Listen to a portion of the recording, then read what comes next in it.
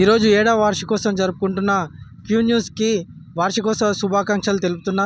Queue న్యూస్లో పనిచేస్తున్న ప్రతి మీడియా మిత్రులకు మరియు స్టాఫ్కి అందరికీ 7వ వార్షికోత్సవ శుభాకాంక్షలు. అలాగే ఉమ్మడి జిల్లా వ్యాప్తంగా పనిచేస్తున్న మహబూబ్నగర్కి చెందిన రిపోర్టర్లకు మరియు స్టాఫ్ రిపోర్టర్కి అందరికీ వార్షికోత్సవ శుభాకాంక్షలు.